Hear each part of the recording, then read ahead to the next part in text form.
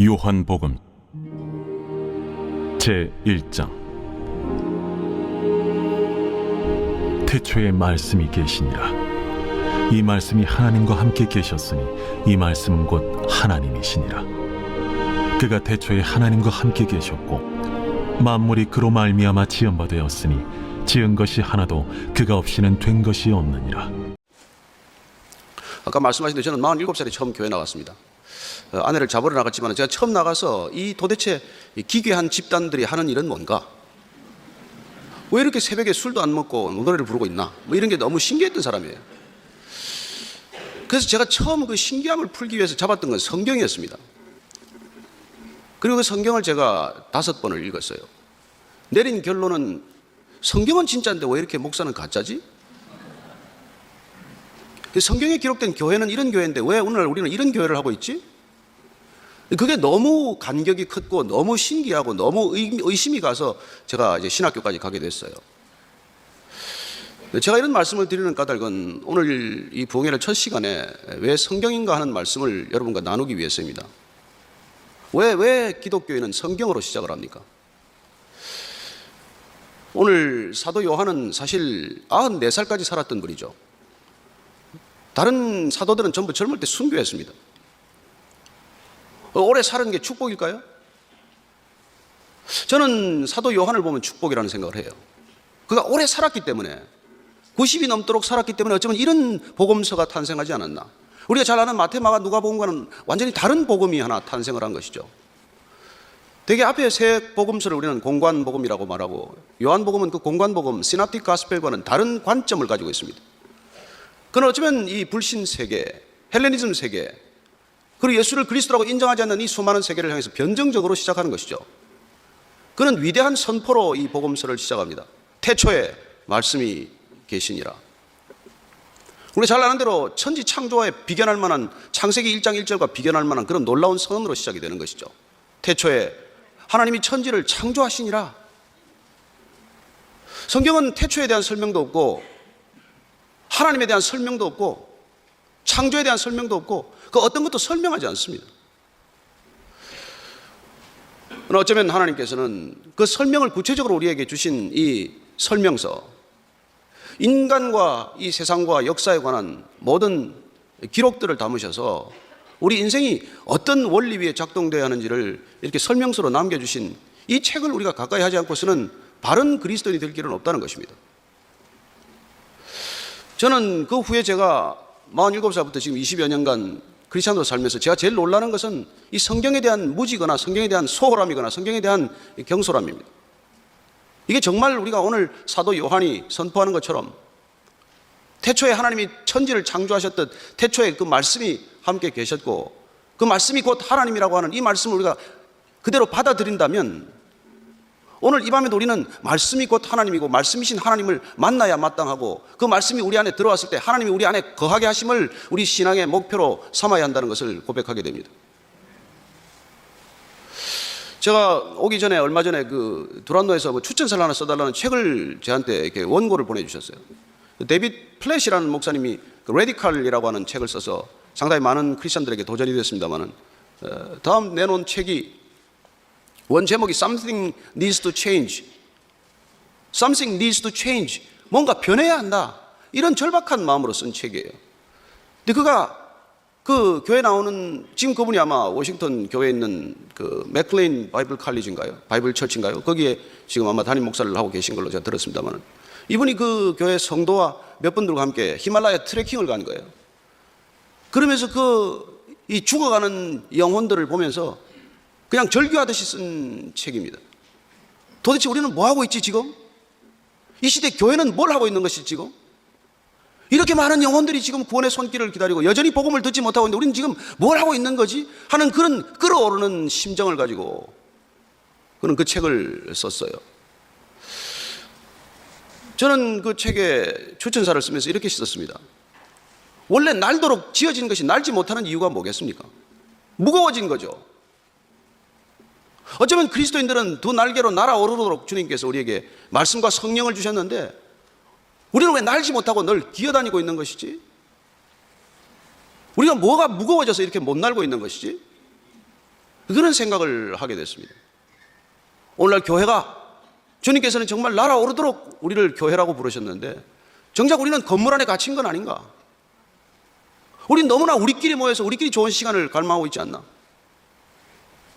은혜로운 찬양 인도하는 형제가 계속 이렇게 팔을 쳐서 팔이 붉어져서 좀 손을 바꾸면 안 되나? 이런 생각이 들었습니다만 우리는 한번 치면 이것만 계속 치는 거예요.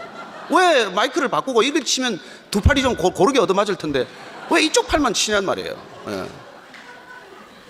그리고 가서는 뭐 열방이 돌아와서 기쁘대. 지금 어디가 누가 돌아와서 다 떠나고 있는 마당인데 우리가 떠나는 영혼들에 대해서 그렇게 가슴 아파하고 있습니까? 저는 지난번에 제가 여기 뭐 말리부에 갈 일이 있어 결혼 때문에 갔었는데 거기서 들으면서 제가 가슴 아픈 얘기를 너무 들었어요. LA, 샌프란시스코, 시애틀, 보스턴, 아니 뭐 일주일씩 그렇게 뭐 이 동성애 집회를 하는 게 아니라 퀴어 페스티벌이라는 이름으로 여러 군데를 다니면서 그냥 이렇게 한 달간 계속 집회를 한다는 거예요. 이 땅에 파운딩 파더스가 신앙을 위해서 왔는데 퓨리탄들이 여기 와서 마음껏 하나님을 예배하기 위해서 온 땅에 이런 어처구니 없는 일들이 일어나도 우리는 어떻게 할 도리를 어떻게 상대해야 되고 어떻게 우리가 이 문제를 난관 돌파해야 될지 누구도 지금 해법이 마땅치 않은 시대를 살아가고 있는 것이죠. 근데 우리는 열방이 돌아와서 기쁘다고 이렇게 찬양을 하고 있으니 주님의 마음이 정말 기쁘신지 아닌지는 우리가 한번 생각해 봐야 될 일 아니겠어요? 이 모든 일들이 어디서 비롯됐냐고 하는 것입니다. 어디서 비롯된 것입니까? 저는 제가 몇 년 전에 거기 이 기아 자동차, 현대 자동차 있는 어딘가에 거기 하여튼 뭐 어반 오펠라이칸가 하는 교회 이렇게 초청을 받아서 가서 며칠간 집회를 했어요. 저를 이렇게 와줬으면 하는 분이 장로님이 정말 이렇게 여러 차례 서울에 나오셔가지고 그 교회가 30주년이 되는데 꼭 한번 집회를 부탁드린다고 그래서 제가 이제 이렇게 마음을 기도를 하고 정리를 하고 이제 거기 가기로 했어요. 처음 가는 곳이고 또 익숙지 않은 곳이고 미국에서 한 7, 8년 살았지만은 제가 뭐 그쪽에 가본 적도 없고 그래서 그 교회를 갔는데 나흘간 계속 집회를 끝나고 그 장로님께서 그냥 저한테 너무 감사하다는 거예요. 뭐가 그렇게 감사합니까? 그랬더니 자기 신앙의 문제를 알았다는 거예요. 그래서 무슨 문제를 아셨는데요. 그때 이분이 중동에 근무도 하고 여러 군데 해외 근무를 하면서 정말 너무 이렇게 갈급한 심령으로 설교를 너무 많이 들으신 거예요. 하루 종일 설교를 듣는 데도 많다고 그래요. 특히 중동 지역에 한 10여 년 있으면서 정말 대한민국에 무슨 유명하다는 목사 설교는 안 들은 게 없습니다. 그런데 왜 유명한 목사 부르지 저를 불렀습니까? 그랬더니 그 목사들이 다 검증이 끝났대요. 다 실족했대. 그래서 저는 그랬죠. 목사님 아직 검증이 안 끝나서 부른 거라고. 아직 실족할 만한 시간이 아직 없었기 때문에 그러나 보다 그랬는데 그러면서 이분이 이제 하시는 말씀이에요. 근데 제가 그렇게 많은 설교를 들었는데 설교를 수천 편 들었는데 성경을 아직 한 번도 안 읽었다는 거예요. 아니 여기 계신 장로님 얘기가 아닙니다. 거기 그러면서 목사님 제가 올해 반드시 제가 성경을 2번이든지 3번이든지 읽겠습니다. 그렇게 약속을 하셨어요. 귀는 이렇게 넓어지죠. 모든 설교에 대한 그냥 은혜 된다는 설교는 다 들었지만 그러나 정작 예수님 설교를 안 들은 거예요. 여러분 우리 신앙의 문제가 뭔지 아십니까? 예수님한테 직접 들어야 될 설교는 안 듣고 그냥 저 같은 목사한테 설교를 그렇게 듣는 거예요. 아니 듣지 말라는 얘기는 지금 하는 게 아닙니다만 저자 직강이라는 게 저자 직강. 왜 저자의 직강은 안 듣고 해설만 보냐는 것이죠. 저는 여러분들이 성경과 성령만으로 충분하다는 것을 우선 믿으시기 바랍니다.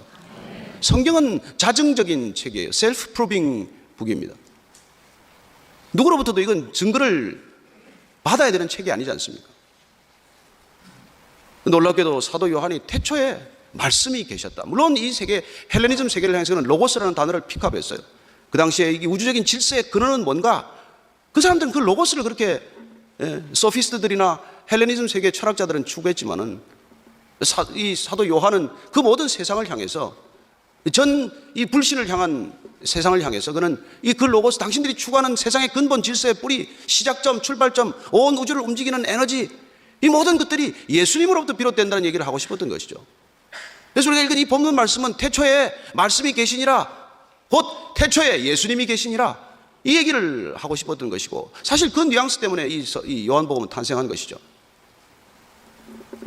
태초에 예수님이 계셨고 그 예수님이 하나님과 함께 계셨고 그 예수님은 곧 하나님이시라 그 얘기를 지금 기록하고자 하는 것입니다. 그렇습니다. 예수님께서는 이 성경은 곧 나에 대하여 증거하는 것이다 그렇게 선포하십니다. 성경은 예수 그리스도에 관한 책입니다. 오실 예수님에 관한 구약과 오신 예수님에 대한 신약과 우리는 그것만으로 충분하다는 것을 믿는 사람들입니다. 예수로 충분하지 않으십니까? 저는 예수님께서 이 땅에 오셔서 짧은 공생의 3년, 그 3년만으로도 충분히 그분은 모든 일을 다 하셨습니다. 십자가에 달리셔서 다 이루었다, 모든 게 다 이루어졌다고 선언하고 하셨습니다. 뭘 이루신 게 있습니까? 십자가에 달려 죽는 게 도대체 뭘 하셨기 때문에 그분은 다 이루셨다고 말씀하십니까? 그분은 아버지께 들은 것을 하나도 남기지 않고 다 말씀하고 전하셨다고 밝히셨습니다. 어쩌면 그분이 다 이루신 사역은 십자가를 지는 사역으로 완성되기도 하거니와 그 3년 공생애 동안에 충분히 그분께서는 아버지께서 말씀하신 것, 아버지께서 말씀하라고 전하신 그 모든 것들을 다 말씀을 전했다라고 고백하고 있는 것과 마찬가지입니다. 따라서 그분이 이 땅 가운데 선포하신 말씀, 그 말씀에 우리가 온전히 붙들리지 않는다면 우리는 그리스도인의 길을 갈 수 없는 사람들이에요. 저희 어머님은 불교 평생 신자였지만 얼마나 많은 기도를 하고 얼마나 평생도록 그렇게 열심히 종교 생활을 하셨는지 모릅니다. 그러나 그분께서 절대로 감사하다는 말을 들은 적이 없고 그렇게 기뻐하는 걸 별로 본 적이 없어요. 그러나 아들이 목사 되는 바람에 할 수 없이 예수 영접하고 아들 목회에 지장을 안 주기 위해서 할 수 없이 세례받았지만, 그러나 세례받고 우리 어머님이 처음 하신 말씀이 고맙다는 얘기예요. 고맙다. 평생 제가 어머니를 위해서 했지만 고맙다는 말 들어본 적이 없습니다. 그렇습니다. 그 새 생명이 들어가니까 그분께서는 성경을 뭐 이렇게 제대로 지금 아직까지 읽어본 것도 아닌데 말씀에 대한 어떻게 보면 받아들일 마음의 준비가 되기 시작한 것이죠. 전 내일 이제 우리가 뭐 VIP 초청 집회도 있고 합니다만은 문제는 그렇게 새로 오시는 분들이 아니에요. 오래 다닌 분들이 문제죠. 뭐 예수님께서 무슨 뭐 불신자들한테 욕을 한마디 하셨습니까? 뭐 불신자들한테 거칠게 대한 게 있습니까? 하다못해 뭐 무슨 뭐 가늠하다 붙들린 여인도 주님께서는 보내주시고 말이죠. 예? 여리고서 세무서장 삭개오 집에도 거침없이 들어가셔서 식사하시고 그런 분이지만은 그야말로 대제사장이나 제사장, 서기관, 율법학자, 이 종교 전문가들에 대해서는 예수님께서 입에 담지 못할 말씀을 하신 것 아니에요. 도대체 그들은 성경을 그렇게 가까이 끼고 앉았는데 왜 주님께서 그토록 심하게 말씀하셨을까요? 성경을 암송하고 성경을 읽기는 읽었는데 성경이 내 말씀, 내 인생이 되는 사건을 경험하지 못했기 때문에 주님께서 그토록 분노하신 것 아니겠어요? 그래서 가장 성경을 많이 읽었지만 그들은 정작 성경대로 사는 것과는 상관이 없었고 가장 입만 열면 하나님 얘기를 거침없이 쏟아냈지만 하나님과는 상관없이 살았기 때문에 구약에서도 보면 하나님께서 너희들 내 몸은 내 가까이 있지만 마음은 내게서 천리만리 먼구나 그렇게 말씀하셨고, 주님께서도 너희들이 정말 성전에 그렇게 가득 있지만 정작 그 삶은 하나님이 원하시는 삶과 전혀 다른 길을 걸었기 때문에 주님께서 이 땅에 친히 오신 것 아니겠어요? 왜 유대 땅에 오셨겠습니까?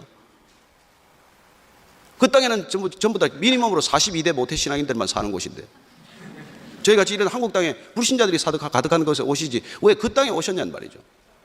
그렇습니다. 그 백성들을 내 백성이라고 하셨지만 정작 내 백성답지 못하게 살았기 때문에 출애굽 시켜놔서 강에서 훈련받고 가나안 땅에 들여보냈더니 실컷 가나안 땅에서 하나님의 형상과 모양대로 살지 못하고 결국 가나안 백성처럼 변하고 말았기 때문에 그들을 결국 바벨론과 아수르의 포로가 되게 하셨고, 결국 하나님이 그 땅에 직접 오셔서 하나님을 말씀하시고 하나님을 직접 보여주시지 않고서는 하나님을 다시 이 땅 가운데 회복할 길이 없는 백성으로 변했기 때문에 그 땅에 다시 오신 것이죠. 뭐. 저는 예수님께서 그 땅에 그 백성들을 향하여 말씀하신 것들을 다시 우리가 이 시대에 들어야 할 사람들은 사실 새신자가 아니라 저희들이죠. 뭐. 누군가 그런 얘기를 해요. 5가지 복음이 있다고. 마태, 마가, 누가, 요한 복음 이외에 내가 복음? 그런 얘기를 저는 했는데 오늘 얘기하고자 하는 건 내가 복음이 아니고 정답은 그리스도인이라는 복음서가 따로 있다는 거예요. 세상은 절대로 마태, 마가, 누가, 요한 복음을 읽지 않습니다. 그들이 읽는 것은 오직 그리스도인이라는 복음만 접할 뿐이에요. 따라서 그들에게 성경을 전해주기 전에 우리는 성경이 어떤 것이라는 것을 삶으로 보여줘야 할 책임을 고스란히 지고 있는 사람들이죠. 따라서 우리가 그리스도가 우리 안에 사시게 하지 않으면, 그리스도의 말씀이 우리 안에서 능력이 되게 하지 않으면, 그리스도의 말씀이 살아서 움직이는 생명력이 되지 않으면 우리는 이 불신을 향해서, 이 믿지 않는 세상을 향해서 어떻게 복음을 전할 것입니까? 성경을 만들어서 뿌리면 되겠습니까? 그것도 좋은 방법이죠. 저희 교회는 그걸 많이 하고 있습니다. 성경을 만들어서 예쁘게 만들어서 이렇게 하니까 이게 고등학생이 자기 어머니한테 이 성경 사주면 읽겠다고 그래가지고 이걸 사간 어머님이 있어요. 성경도 좀 예쁘게 만드시면 디자인 잘하면 이렇게 효력이 있습니다. 그러나 문제는 읽어도 우리가 이 읽은 대로 살지 않으면 무슨 소용이냔 말이죠. 제가 53살에 신학교를 갔는데 가서 거기 만난 그 우리 교수님 한 분이 나이 드신 분인데 로버트 콜먼 교수님이 저를 디사이플십 트레이닝 코스에 들어오라고 12명 매 학기에 초청을 해요. 들어갔습니다. 강의 면접을 하러 갔는데 교수님 책상 뒤에 성경책이 이렇게 펼쳐져 있고 이 위에 해골을 그려놨어요. 해골을. 그러면서 첫 면담에서 그렇게 말씀하셨습니다. 성경만 읽고 성경대로 살지 않으면 성경 위에서 죽습니다. 성경 위에서 해골이 됩니다. 어쩌면 그 대제사장과 예수님 그 땅에 가셨을 때 종교 전문가들이 여러분 랍비가 되기 위해서는 얼마나 많은 훈련을 거쳤을까요? 사도 바울과 같은 랍비가 되기 위해서는 그 사람들 13살 때까지 모든 성경, 율법, 토라스를 다 암송해야 했지만 그러나 말씀과는 상관없이 살지 않았습니까? 누가 여기서 창세기부터 출애굽기, 레위기, 민수기, 신명기를 한자 안 틀리고 외울 수 있는 사람이 누가 있겠어요? 그러나 그들이 그런 놀라운 능력을 가졌지만 정작 말씀과는 멀리 떨어져 살았기 때문에 그 땅 가운데 예수님께서 오셔서 그분은 말씀이 육신이 되었다고 우리에게 선포하고 있는 것이죠. 그렇습니다. 육신으로 오신 그 예수님은 말씀이시고 로고스이십니다. 그래서 그분은 이 땅에 말씀으로 오셨고 그 말씀이 육신을 입고 오셨기 때문에 그분은 우리에게 말씀을 다 남김없이 전하셨고 우리는 그분이 전한 말씀을 날마다 먹고 날마다 살고 날마다 전하는 사람들이 다 된 것이죠. 그리스도인이란 어떤 사람입니까? 그리스도인이란 말씀의 사람 아닙니까? 저는 여러분들이 이 로고스가 우리는 레마가 되었다고 말합니다. 이 말씀이 단순한 로고스가 아니라 우리 안에서 생명이 되었을 때 우리는 그 살아있는 말씀, 그 말씀이 우리 안에 되었을 때 우리는 놀랍게도 그리스도의 형상과 모양을 이 땅 가운데 증거하는 증인된 삶을 비로소 살기 시작하는 것이죠. 그렇습니다. 주님께서는 이 말씀을 우리에게 주시기 위해서 그 말씀을 보여주고 들려주시기 위해서 이 땅에 오셨습니다. 오늘 사도 요한은 만물이 예수님으로 말미암아 지은 바 되었다고 말합니다. 여러분, 예수님이 이 땅에 육신을 입고 오셨지만 그분이 태초 이전부터 계셨던 분이고 요한계시록을 보면 알겠지만 종말 이후에도 계신 분이십니다. 그분이 어떤 분인지를 우리가 모른다면, 믿지 않는다면 우리가 어떻게 그리스도인이 될 수 있겠어요? 태초 이전에 계신 분, 태초에서부터 시작하신 분이 아니라 태초 이전부터 계셨고 종말로 끝이 나는 분이 아니라 종말 이후에 계신 분이고 내가 어제도 있었고 오늘도 있었고 내일도 있으실 분이고 알파요 오메가요 창조와 종말에 이르기까지 계신 분, 그분이 우리가 세상 끝날까지 함께 하시겠다고 약속하신 그 말씀이 있기 때문에 우리가 이 세상을 담대하게 살 수 있는 것 아니겠습니까? 너희들이 세상에서 환난을 만나겠지만 담대하라, 내가 세상을 이겼노라. 그렇습니다. 이기신 그분과 함께 날마다 동행하시게 되기를 축복합니다. 우리는 이기신 분과 함께 살고 있는 존재예요. 그러니 그분께서 이기셨다는 것을 말씀해 주지 않으셨다면, 가르쳐 주지 않으셨다면 우리는 여전히 두려움에 사로잡힌 존재가 되겠죠. 따라서 다행스럽게도 예수님께서는 3년간 공생애를 통해서 제자들을 12 데리고 다니시지만 놀랍게도 12제자는 다 실패한다는 걸 알고 다니신 것이죠. 그 말씀이 우리 안에서도 우리 육신이 되기 위해서는, 그 말씀이 우리 안에서 육신으로 살아있기 위해서는 우리에게 성령을 보내주시겠다고 약속하셨고, 그 말씀하신 약속, 그 말씀대로 우리에게 보혜사 성령이 올 때 우리는 비로소 이 말씀이 우리 안에서 살아있는 말씀 되게 하실 것을 그분께서는 진적 우리에게 가르쳐 주신 것이죠. 따라서 우리는 말씀과 성령의 사람이 되지 않고서는 그리스도인으로 살아갈 수 없다는 것을 날마다 고백할 수밖에 없는 사람들입니다. 우리가 교회 오래 다녔다고 그리스도인이 됩니까? 여러분들 여기 42대 크리스찬 있으면 나와 보십시오. 오래 되셨으면 한 4대 5대 되셨겠죠. 그러나 주님께서는 얼마나 오래되었건, 얼마나 오랫동안 교회를 다녔건 그리스도인은 자연적으로 되는 것은 아니라고 말씀해주고 계십니다. 우리가 성경을 읽으면 읽을수록 그 말씀이 내 안에서 살아있는 말씀, 능력의 말씀이 되지 않고서는 우리는 절대로 그리스도인이 될 수 없다는 것을 우리에게 가르쳐주고 계신 것이죠. 저는 임마누엘 교회가 정말 놀랍게도 하나님이 함께 하시는 교회만 믿습니다. 한 분 한 분들의 얼굴이 밝아요. 하나님이 함께 계시는 얼굴들입니다. 그러나 저는 이 교회가 더욱더 말씀에 붙들려서 말씀이 흥황하는 교회가 되어서 말씀에 붙들린 사람들이 이곳 산호세가 아니라 미국 전역이 아니라 열방에 흩어질 수 있는 교회가 되기를 축복합니다.